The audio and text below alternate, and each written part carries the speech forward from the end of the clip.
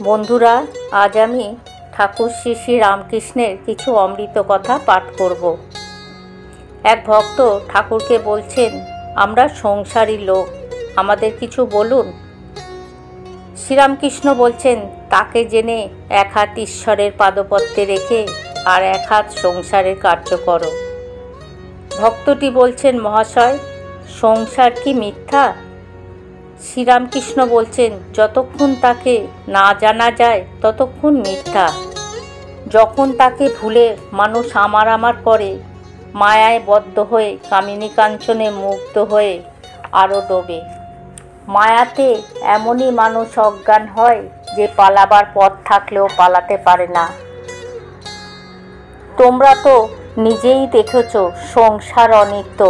এই দেখো না কেন, কত লোক এলো গেল, কত জন্মালো, কত দেহত্যাগ করলে।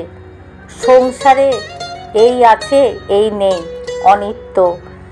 যাদের এত আমার করছো, চোখ বুঝলেই নেই।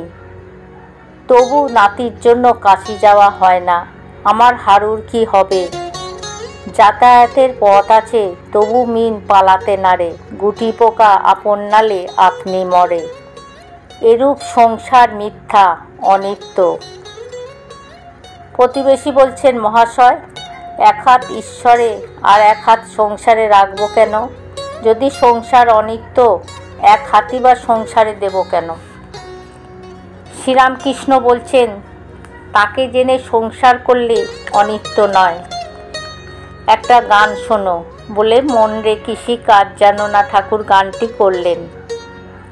ঠাকুর বলছেন, গান শুনলে কালী নামে দাউড়ে বেড়া, ফসলের তজরূপ হবে না। ঈশ্বরের শরণাগত হও, সব পাবে। সে যে মুক্ত কেশির শক্ত বেড়া, তার কাছেতে জম ঘেঁষে না। শক্ত বেড়া, তাকে যদি লাভ করতে পারো, সংসার অসার বলে বোধ হবে না। যে তাকে জেনেছে সে দেখে যে জীবজগৎ তিনিই হয়েছেন। ছেলেদের খাওয়াবে যেন গোপালকে খাওয়াচ্ছ। পিতামাতাকে ঈশ্বরীয় দেখবে ও সেবা করবে। তাকে জেনে সংসার করলে বিবাহিত স্ত্রীর সঙ্গে প্রায় ঐহিক সম্পর্ক থাকে না। দুজনেই ভক্ত, কেবল ঈশ্বরের কথা কয়, ঈশ্বরের প্রসঙ্গ লয়ে থাকে, ভক্তের সেবা করে। সর্বভূতে তিনি আছেন, তার সেবা দুজনে করে। সেই প্রতিবেশী বলছেন, মহাশয়, এরূপ স্ত্রী পুরুষ তো দেখা যায় না। শ্রীরামকৃষ্ণ বলছেন, আছে, অতি বিরল। বিষয়ী লোকেরা তাদের চিনতে পারে না। তবে এরূপটি হতে গেলে দুজনেরই ভালো হওয়া চাই। দুজনেই যদি সেই ঈশ্বরানন্দ পেয়ে থাকে, তাহলেই এটি সম্ভব হয়।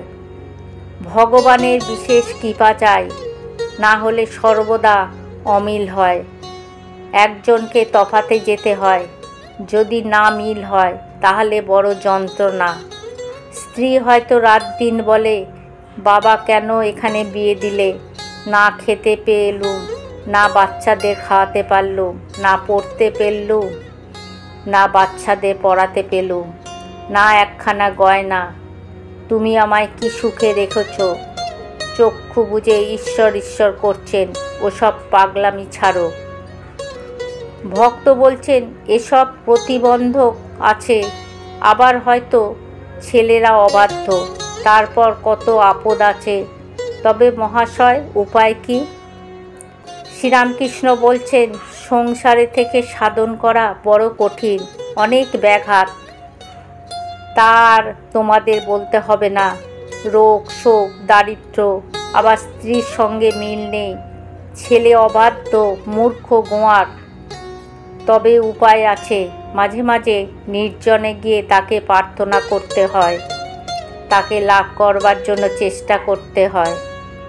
বন্ধুরা, আজ আমি এখানে পাঠ শেষ করছি। জয় ঠাকুর, জয় মা।